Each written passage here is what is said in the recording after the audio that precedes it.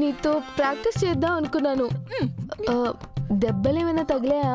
నడుము విరిగింది అని చెప్పింది కదండి, అందుకే ఈ వయసులో సాహసాలు అవి చెయ్యొద్దు అని చెప్పేది. అసలే నడుము నొప్పితో నేను బాధపడుతూ ఉంటే వయసు సాహసం అంటావేంటి? యాదమ్మా, మనోహరిని తీసుకెళ్ళి నడుముకి కాస్త పెయిన్ బామ్ రాయ్. లేపు. పట్టుకోండి అమ్మా. జాగ్రత్త మను. జాగ్రత్త మేడం, జాగ్రత్త.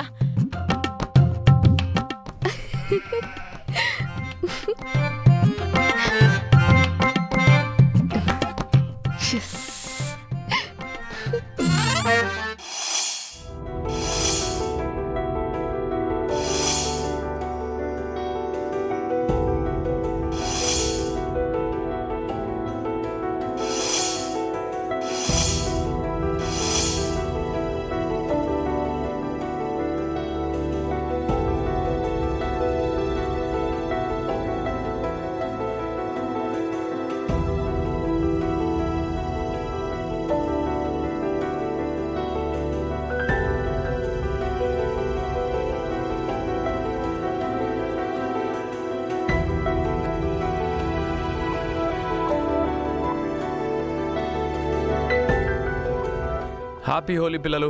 Thank you sir. Holi start చేద్దామా? Okay sir. Rathod, music start చేయి. Okay sir.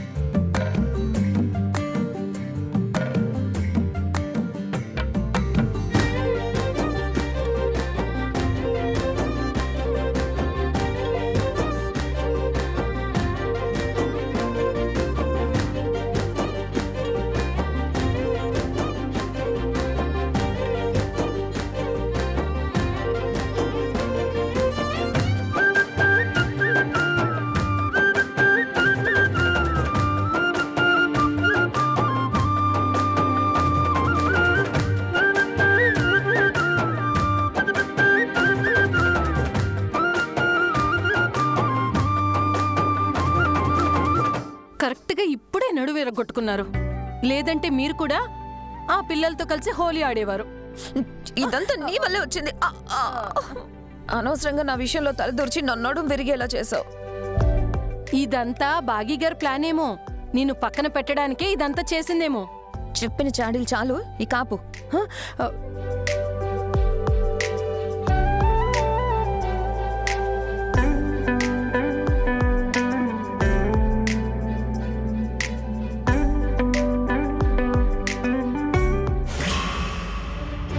హోలీ మొదలైంది సార్. ఆ వ్యాన్లో ఏముందో ఇప్పుడైనా చెప్పండి సార్. ఇంకాసేపు ఆగలేరు. హోలీ వేడుక ముదిరి పాకాన పడినవు.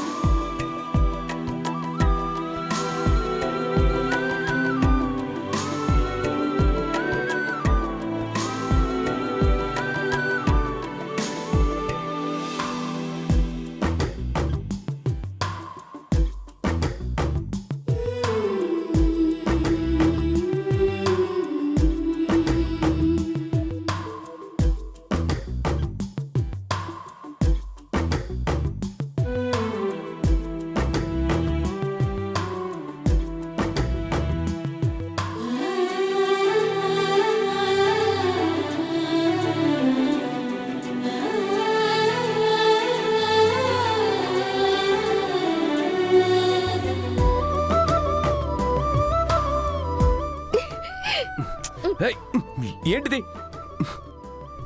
హే, ఏంటండి హే, నాకు రంగులు ఎందుకు పూసావు?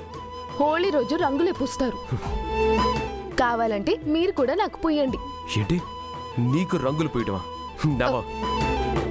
ఏ రంగులు పూస్తే నాకు మళ్ళీ దగ్గరైపోతారేమో అని భయంగా ఉందా? నాది మరీ అంత వీక్ హార్ట్ కాదు. నాకు అలాగే అనిపిస్తుంది. అనవసరంగా నన్ను రెచ్చగొట్టకు. మ్మ్. రెచ్చిపోయి ఏం చేస్తారేంటి? ఏం చేస్తానా? ఇప్పుడు చూపిస్తాను నేనేంటో.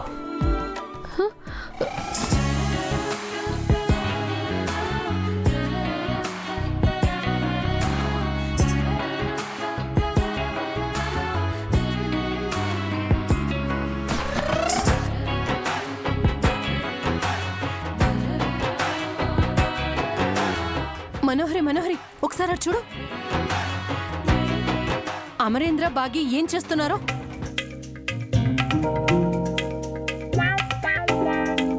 ఏం చేస్తున్నారు? రంగులు చల్లుకుంటున్నారు. హే, నీకేం అనిపించడం లేదా? హోలీ రోజు రంగులు పూసుకుంటే తప్పేంటి యాదమ్మా? ఓ తింగర్తానా, నీకంతే అర్థమైందా? నీకంతే అర్థమైందా? అంతకు మించి నీకు ఇంకేం అర్థమైంది? ఆ స్థానంలో ఉండాల్సింది నువ్వు. అమరేంద్రకి రంగులు పుయ్యాల్సింది నువ్వు.